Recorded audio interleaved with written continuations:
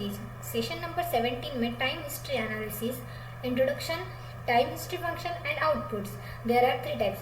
So what is time history analysis, वो हम देखने वाले हैं। तो टाइम हिस्ट्री एनालिसिस में हमें it is a method use to structural engineer to evaluate dynamic response of structure subject to time varying load. अभी इसमें सब कुछ का रहता है। ये जो टाइम हिस्ट्री एनालिसिस है वो टाइम के लोड के हिसाब से यहाँ पे स्पेसिफाई हुई, टाइम की हिस्ट्री के फंक्शन के हिसाब से, कैरेक्टर के हिसाब से, डाटा रिप्रेजेंटेशन, सोर्सेज के हिसाब से यहाँ पे दी गई। तो वो कैसी दी जाएंगी वो हम यहाँ पे अभी देखने वाले।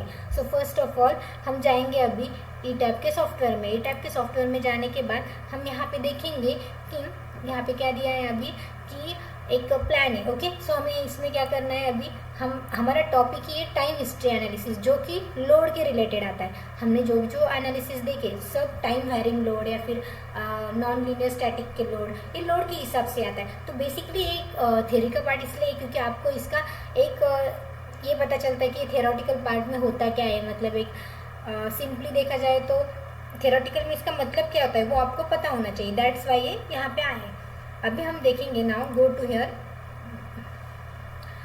अभी हम देखेंगे कि टाइम हम कैसे करेंगे manage. Okay, so first of all हम क्या करेंगे, टाइम हिस्ट्री एनालिसिस में डिफाइन में जाने के बाद यहाँ पे फंक्शन में जाएंगे। फंक्शन में जाने के बाद यहाँ पे रिस्पॉन्स स्पेक्ट्रम है और टाइम हिस्ट्री है।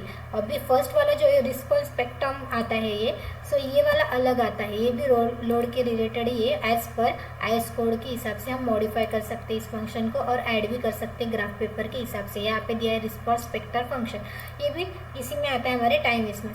और जो हमारा सेकेंड वन है जो कि हम देखने वाले, हमारा जो मेन फंक्शन है वो है टाइम हिस्ट्री। टाइम हिस्ट्री को हम ओपन करेंगे। यहाँ पे हमें दिख रहा है साइन, यूज़र, फॉर्म, साइन है, उसके बाद यूज़र है, उसके बाद कोसिंग, रैम वगैरह डिफरेंट दिया है। तो यहाँ पे जो साइन है उसके हिसाब से यहाँ पे दिया है।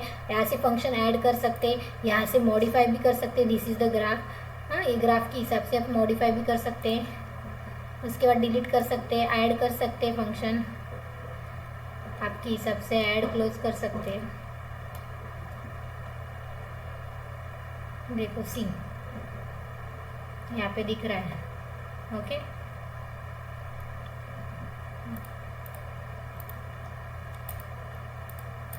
सी अभी ये टाइम हिस्ट्री फंक्शन के हिसाब से यहाँ पे ग्राफ पेपर दिया गया है, राइट।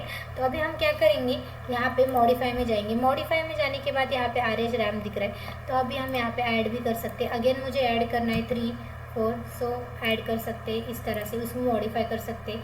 यहाँ पे जो नंबर मैं ऐड कर रही हूँ, देखो यहाँ पे ऐड कर रही हूँ, तो जो भी नंबर मैं यहाँ पे ऐड कर रही हूँ, 2 ऑलरेडी, सो मैं यहाँ पे 3 करती हूँ, तो वो आपको यहाँ पे दिखेंगे नीचे पे।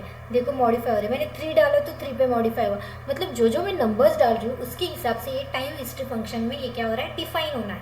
तो ये हमारा रैम पैच है डिफाइन होने के लिए जो शो हो रहा है। ऐसे हम ऐड कर सकते हैं, उसको मॉडिफाई भी कर सकते हैं। इसको मॉडिफाई मतलब इसको एडिट कर सकते हैं अगर आपको चेंज करना है, और अगर आपको डिलीट करना है तो आप आपकी रिक्वायरमेंट के हिसाब से यहाँ पे डिलीट भी कर सकते हैं। तो ये जो आपको शो हो रहा है add new functions, delete function, so वो यहाँ पे इसके हिसाब से शो हो रहा है। व्यू रिस्पॉन्स फैक्टर में यहाँ पे आपको एक ग्राफ दिखा रहा है। जो ग्राफ दिख रहा है आपको अभी, तो ये एक बार ध्यान से देखेंगे तो समझेंगे। आपको जो अभी अभी आपने पॉइंट्स डाले वो आपको इसमें शो हो गए।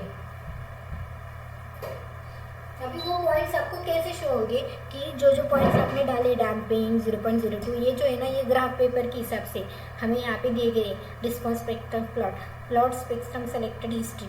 तो ये जो कलर पीरियड वगैरह जो शो हो रहा है, ओके, सो ये किसके हिसाब से शो हो रहा है, ऑन ग्राफ के हिसाब से शो हो रहा है। न्यू फंक्शन ऐड कर सकते हैं, मॉडिफाई कर सकते हैं और डिलीट कर सकते हैं, जैसे कि मैंने ये पहले ही बताया। इसमें हम व्यू रिस्पॉन्स स्पेक्ट्रम दे सकते हैं जो मैंने अभी दिया। तो विडन बाय भी कर सकते हैं। अभी हमारा क्या है, डू नॉट विडन बोले तो देखो ये ग्राफ में कैसे शो हो रहा है, वो आर्क फॉर्म में शो हो रहा है, और ये हमारे इसमें राइट एंगल ट्रायंगल आ रहा है, उसके फॉर्म में यहाँ पे हमें शो हो रहा है। तो इस तरह से क्या होता है, ये स्पेसिफाई यहाँ पे होता है। ओके, तो अगर मैंने इसको ओके कर दिया तो ये हमारा क्या हो गया, टाइम फंक्शन आ गया। बट अभी मुझे क्या करना है, इसको क्लियर करना है first of all. So how to clear time history को सेलेक्ट करके मॉडिफाई करके कर दिया मैंने, देन डिलीट फंक्शन कर दिया, सॉरी। ओके, अभी डिलीट करने के बाद मुझे क्या करना है कि न्यूली ऐड करना है function. So how to add कैसे करना है, तो ऐड करने के लिए मुझे क्या करना है कि एक न्यू फंक्शन यहाँ पे ऐड करना है। तो ऐड करने के लिए मुझे सबसे पहले यहाँ पे एक स्पेसिफाई करना होगा कि क्या ऐड करना है यहाँ पे। तो मैं यहाँ पे एक नाम देती हूँ, नाम क्या देती हूँ कि कुछ भी मुझे क्या करना है, यहाँ पे नेम्स देना है। फॉर एग्जांपल यहाँ पे देती हूँ मैं ग्राफ 01, या फिर टाइम पीरियड 01 भी हम कर सकते हैं। यहाँ पे आपके हिसाब से आपको जो नाम देना है आप यहाँ पे दे सकते हैं।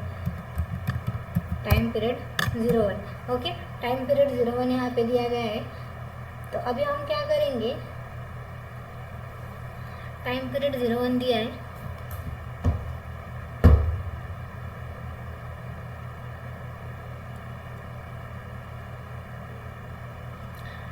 तो यहाँ पे period 1, number of step by cycle 20, number of cycle 5 दिए हैं, और यहाँ पे नंबर ऑफ साइकिल 5 दिए हैं और एम्पलीट्यूड 1 दिया है। तो इसी तरह यहाँ पे जो शो हो रहे ये वैल्यूज है, टाइम है, यहाँ पे टाइम पीरियड फंक्शन है, टाइम पीरियड 01, 0.01, 0.1, 0.15, 0.35 यहाँ पे दिए गए। अभी यहाँ पे जो दिख रहा है, यहाँ पे 0 से स्टार्ट है तो 0.8, 0.8 से नीचे 0.8, हाँ, माइनस से प्लस, ये वाला मेन 0 है, यहाँ से माइनस स्टार्ट होता है, प्लस स्टार्ट होता है, माइनस स्टार्ट होता है, प्लस स्टार्ट होता है, जो यहाँ पे शो हो रहा है 0। अभी ये जो हमारा ग्राफ पेपर है, this is the time history function graph paper, जो कि यहाँ पे सो रहा है। यही ग्राफ जो है हम जो डिफाइन करते, हम खुद से जो क्रिएट करते, जो मैंने अभी क्रिएट किया उसको मॉडिफाई भी कर सकते, हमारे नंबर्स चेंज कर सकते। 20 से लेके मुझे 10 तक ही चाहिए तो मैं यहाँ पे 10 तक ही स्पेसिफाई कर सकती हूँ। नंबर ऑफ साइकिल भी चेंज कर सकती हूँ मेरे हिसाब से, या नंबर एम्पलीट्यूड भी चेक कर सकती हूँ। जो मैंने यहाँ पे चेंज किया वो as a time history function के हिसाब से यहाँ पे चेक किया है, और यहाँ पे ओके, ठीक है। तो इसके इस तरह हम क्या करेंगे, ये जो हमारा टाइम पीरियड का था, मतलब ये एनालिसिस था, तो ये टाइम पीरियड अप्लाई किया मैंने ऐड न्यू करके। अभी मैंने क्या किया, फंक्शन में जाके फर्स्ट वाला डिलीट कर दिया और ये टाइम हिस्ट्री न्यू वाला टाइम पीरियड 1 ऐड कर दिया। अभी ऐड करने के बाद जो टाइम पीरियड यहाँ पे ऐड हो रहा है उसको मैंने मॉडिफाई करके अप्लाई किया। अप्लाई करने के बाद मैं क्या करूँगी, अभी इसी को यहाँ पे एनालाइज कर दूँगी। चेक मॉडल में जाऊँगी, सेलेक्ट ऑल, देन ओके। अभी ये क्या हो गया, ऑल मॉडल यहाँ पे क्या हो रहा है, यहाँ पे अप्लाई हो रहा है। अप्लाई होने के बाद